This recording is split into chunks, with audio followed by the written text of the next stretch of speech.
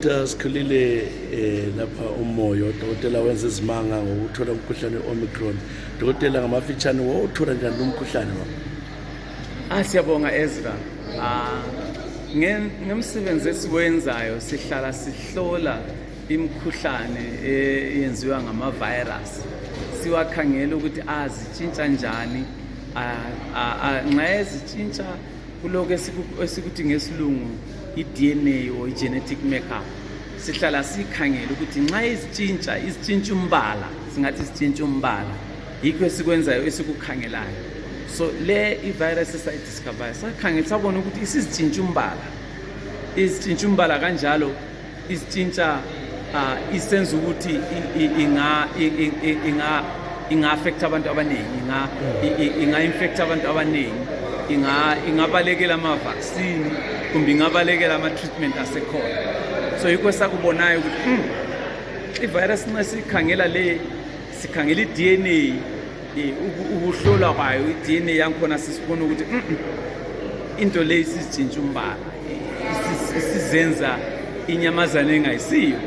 Sabona ukuthi ngangcono sithini sitshele ilizwe lonke, sitshelwe laba-WHO lomhlaba wonke ukuthi sibona ngani i-virus le izahlupha, and kanye lakanye yi-virus naleyo esi-affecte umhlaba jikelele. Nxa likhangela lokho njalo lokhu ungena ucubungula or researcher ubona uyabuya futhi amanye ama-virus azahlupha futhi okusasa. Kufuze sinanzelele ukuthi ama-virus ahlale khona, and kufuze sinanzelele ukuthi sihlale siwakhangela sibone ukuthi angahlupha yini.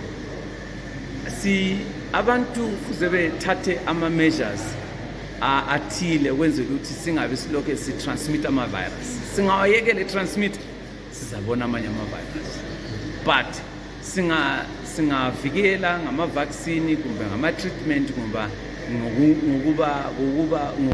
ngokuzinanselela entweni ezizenzayo, sigeze izandla, ama-prevention, siya-reduce i-chance ukuthi i-virus le izitshintshe.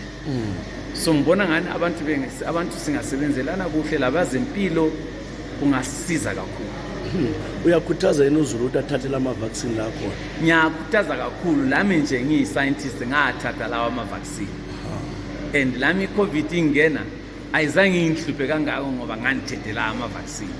And thina scientists futhi siyazi-check ukuthi nxa ngithethe leli vaccine selincede okwangakanani emzimbeni, and ngabona ukuthi selincedile kakhulu emzimbeni, amasotsha omzimba akhwela ayaphezulu.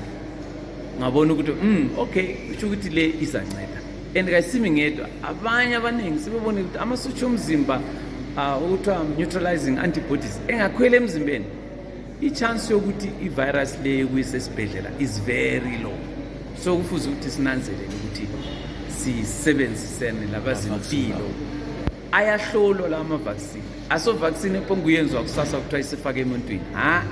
Ayahlolwa, ayahlolisiswa kakhulu ukwenzela ukuthi by the time engena ebantwini ase-safe njalo akwanisa ukusinceda emzimbeni yethu. Umuntu kodaba kwabeZimbabwe lekho abekhezi wafunda khonapha e-University of eZimbabwe, wayeBotswana, wayeMelika, njalo lokho esebenzela mhlawumbe akusithile ke ungahambi siwubongiwe abantu baku-appreciate bekubonga, ungatshela abalaleli ukuthi kungaphilanga lokho kungakhona? Isimanga sibili siyabona ukuthi abantu bakithi bathandile kakhulu umsebenzi esiwenzileyo, njalo lathi kuyasikhuthaza kakhulu. Sesibongiwe abantu be-America basibonga, basi-recognize, abantu be-German Africa Award basibonga, bathi lenza umsebenzi omuhle. Ama-scientists elisebenza lawo, hayi mina ngedwa, lama-scientists sebenza lawo basitshayela ihlombe.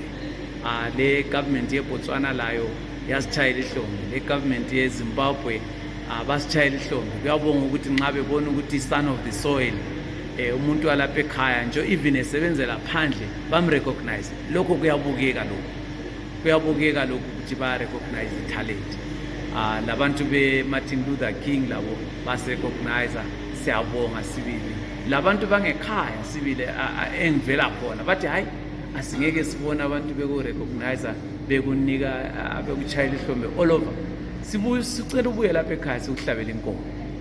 banhlabela inkomo bathi futhi beqeda ukunhlabela inkomo bathi hayi umntana ekhaya angeke siphonge ukwenza lokhu nje sifuna ukuthi lapho ukhule ube lo muzi la ube indoda ngathi ngiyabonga sibili lami ngikhuthaza abancane ngikhangelela izintandane engizifundisayo ngile ntandane ezifundisayo ngile msebenzi engifuna ukuyenza labanye abezempilo ukwenzela ukuthi sibe lama programs azancedisa ilizwe lakithi ilizwe le-Southern Africa ukwenzela ukuthi sithuthuke